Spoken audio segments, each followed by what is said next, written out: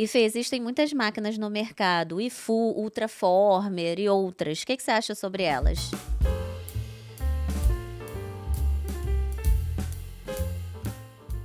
Tem uma oferta muito grande, né, dessas máquinas, que são ultrassons, Ultraformer, o IFU e o Therapy. São ultrassons microfocado, macrofocado, que eles são bons se forem associados aos bioestimuladores líquidos. Essas máquinas, elas foram idealizadas para serem usadas como tratamento associado aos bioestimuladores líquidos, como o Sculptra e o Radiesse. Tá?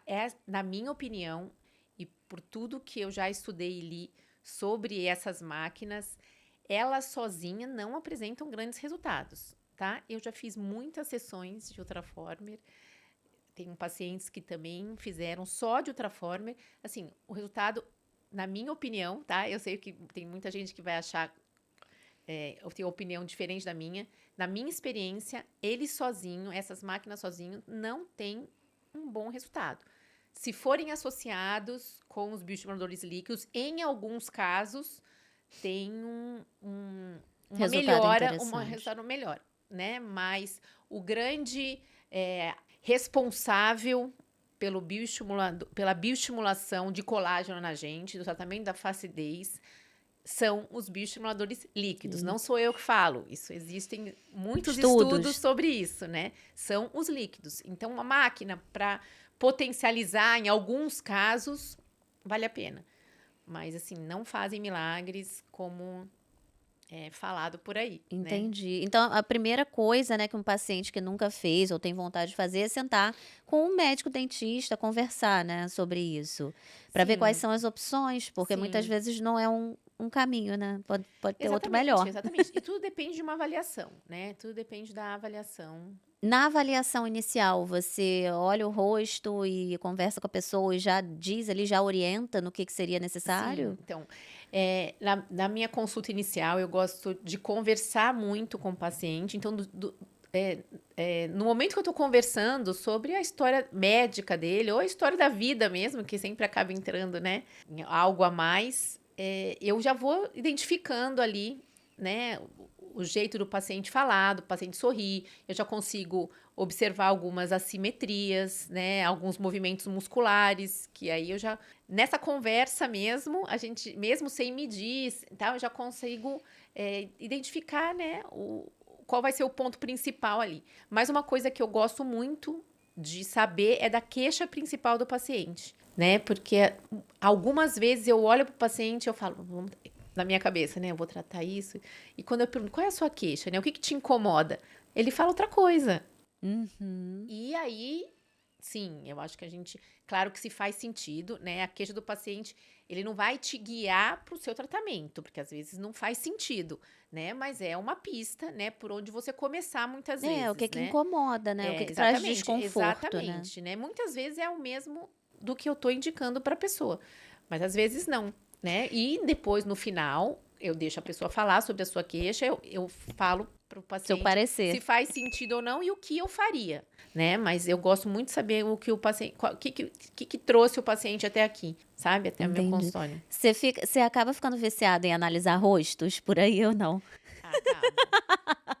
Eu tô Sempre analisando, né? Sempre analisando, sempre analisando. O que pode, né? Porque eu acho que o seu olhar deve ser assim, nossa, minucioso, né? Deve bater o olho e já falar, nossa. Porque realmente, gente, confessando aqui pra vocês, eu antes de fazer a harmonização, eu não sabia que o poder que tem realmente de harmonizar. Sim. Não é exagerar, é harmonizar. Mas não sou só eu. Porque às vezes, quando muitos pacientes, agora eu tô lembrando, muitos pacientes que falam, fez pela primeira vez o Botox, né? Daí, depois de quando ela vai retornar para mim, ele fala, sabe que eu comecei a perceber que não sei quem fez, eu não imaginava isso, alguém, outra pessoa. Então, já começa a pensar, né? Começa a analisar também. Totalmente, a gente já sabia, essa fez, essa não fez, essa daqui pegou pesado, não é? A gente já começa a ter esse olhar, muito bom.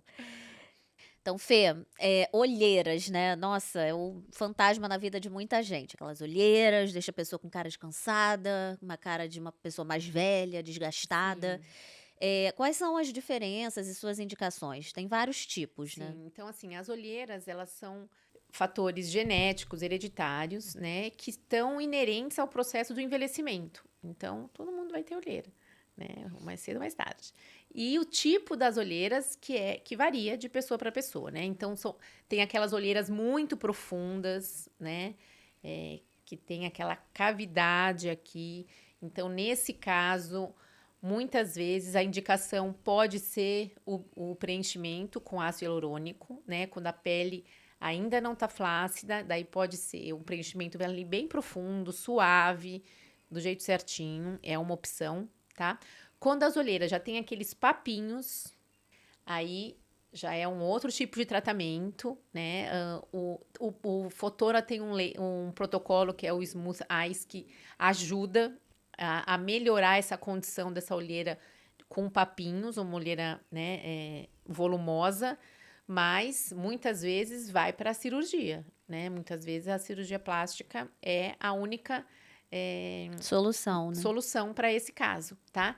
E tem a olheira, aquela pele mais flácida, né? Que aí não é indicado o preenchimento, que pode piorar, né? Porque a pele flácida não consegue conter a expansão do ácido hialurônico que tem nessa zona.